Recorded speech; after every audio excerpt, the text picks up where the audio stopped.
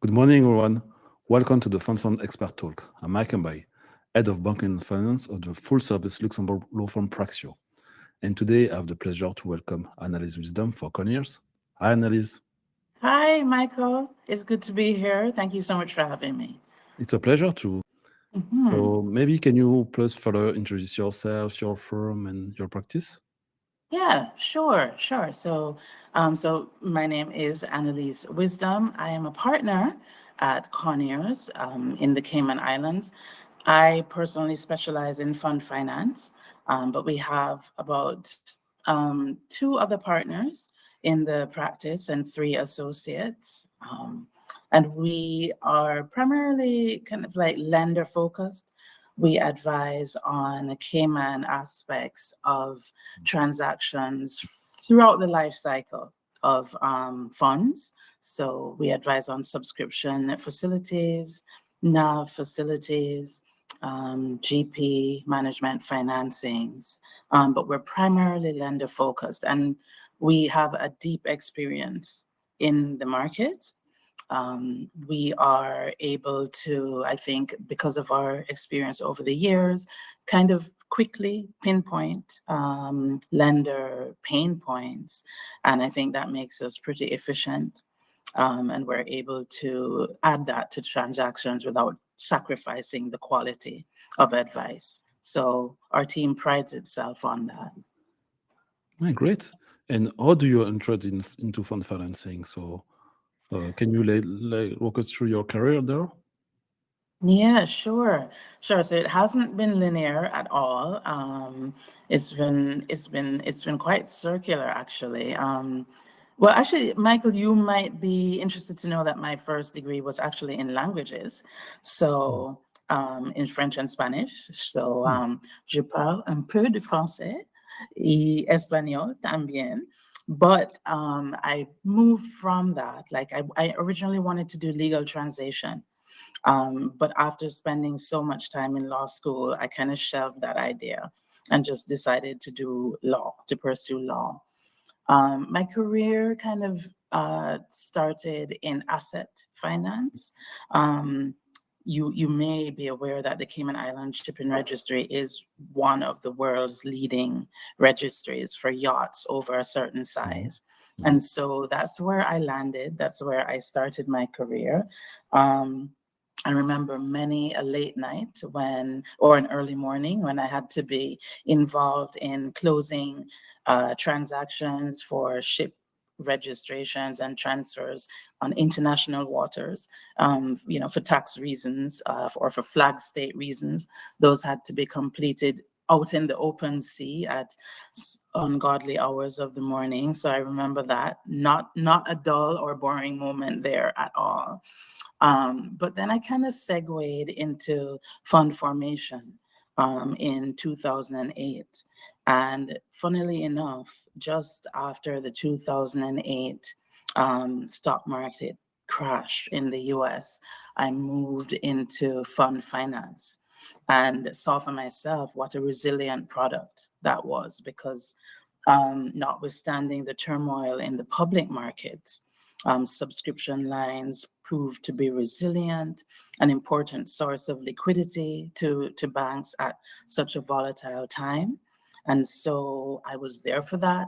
Cayman Islands had a large number of registered private equity funds, and it was an area poised for growth. So I was there at the right time, and it seemed like a really natural fit for me.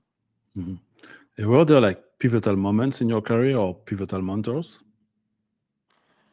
Yeah, there were a lot, Michael, but if I had to pick one, I would say that it was that call that I got one night from the late Julian Black. Julian was a partner who had recently joined Appleby, which is a firm I was with at the time, from another firm.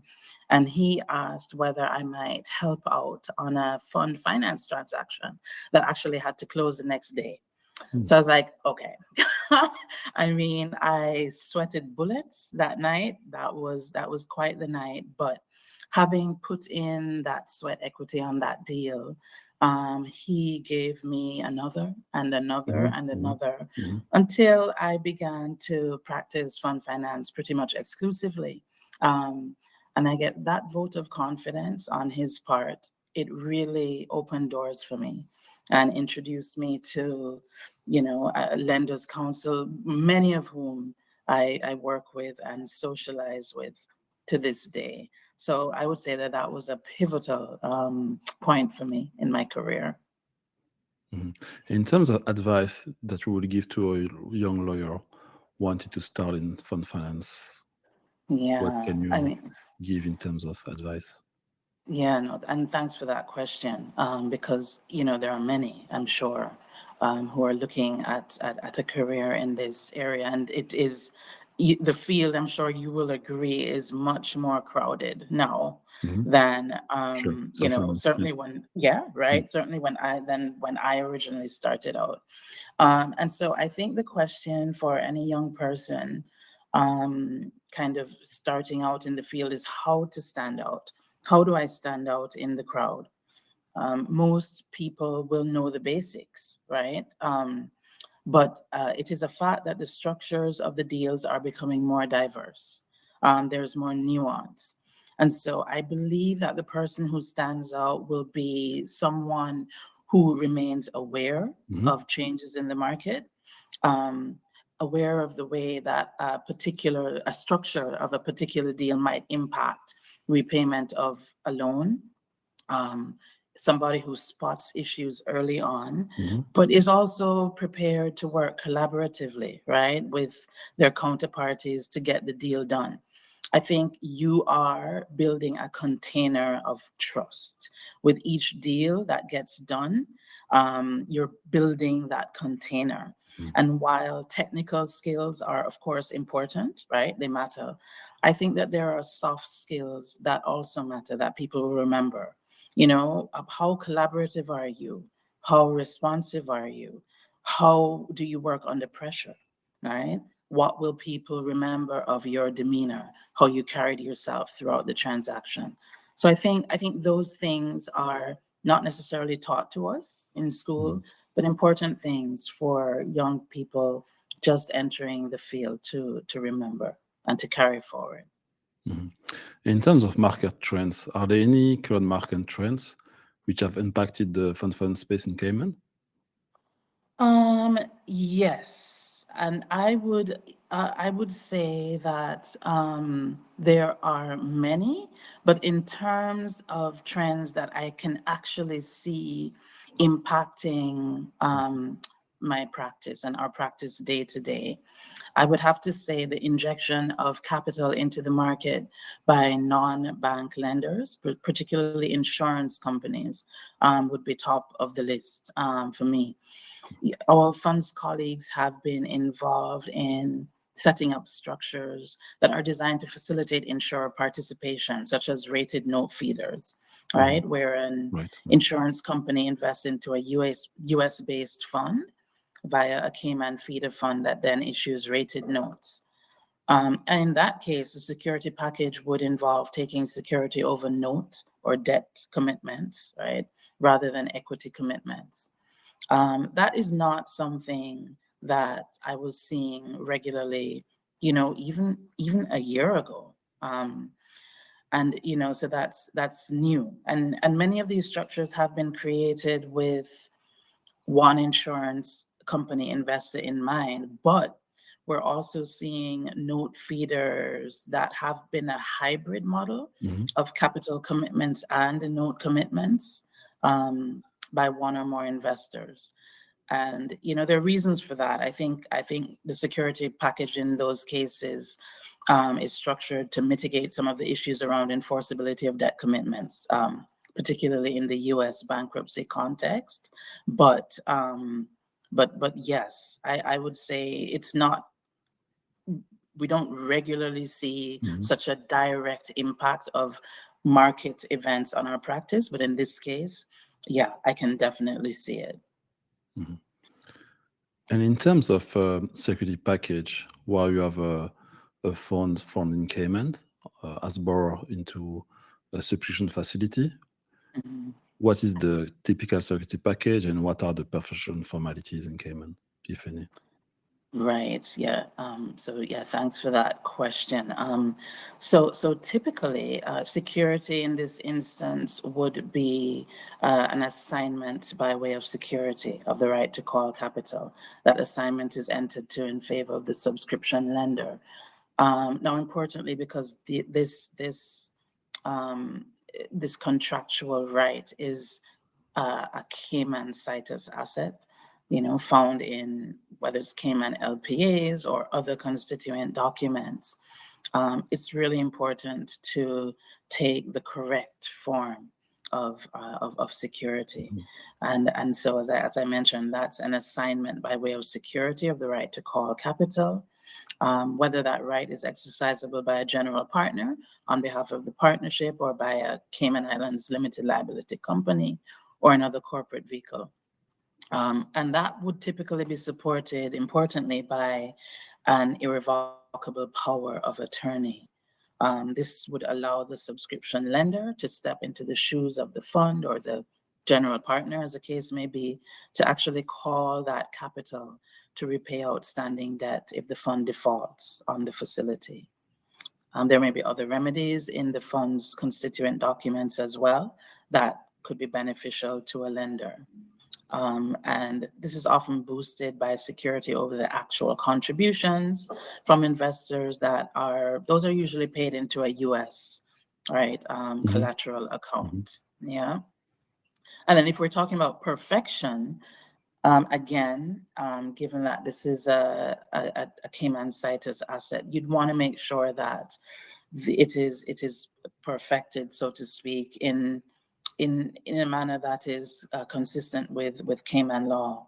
And under Cayman law, a delivery of a notice of the security interest to the investors is required. That delivery of the notice has the effect of establishing priority of the lender's security interest over claims of other creditors with respect to the capital call rights. And it's established from the date of delivery of the notice. Now, there are, it can still to this day, believe it or not, Michael, be a bit of a contentious issue. Mhm. But Okay. I think broadly, certainly from a lender perspective, we would want to ensure, given the reasons I mentioned, that it is delivered as close as possible to the closing of the transaction, Makes sense. uh, Mhm. in a in a manner to which the Mhm. investors are accustomed. And we'll want to know, as far as reasonably possible, that the investors have had sight of the notice. So we'll typically request that some form of evidence of delivery, right, of the notice is provided. Believe it or not, though, this can still be a bit contentious to this day. But I think that really what I've outlined is the minimum that one can request as lenders counsel on these deals. Thank you, Annalise. In terms of due diligence for those type of transactions, so where a borrower is forming Cayman for sublind, what are the main steps that you undertake? Right. So important is our LPA review. That is really the foundation of the remedies that would accrue to a lender in the unlikely event of a default. And so when we study the LPAs, we would be looking for a number of key provisions, and the more that these are drafted into the LBAs, Michael, then the better the quality, right, and the enforceability of the collateral. So it's not that I'm saying that without them the deal can't be done, but one would need then to consider the possibility of whether amendments can be made or whether support in the form of, for example, an investor letter can enhance the quality of the collateral. But so very basically and ideally then, we'd want to see in the LPAs an explicit authority granted to the fund to enter into the borrowing arrangements, and to grant security, either for its own obligations or for the obligations of a third party, depending on the loan structure.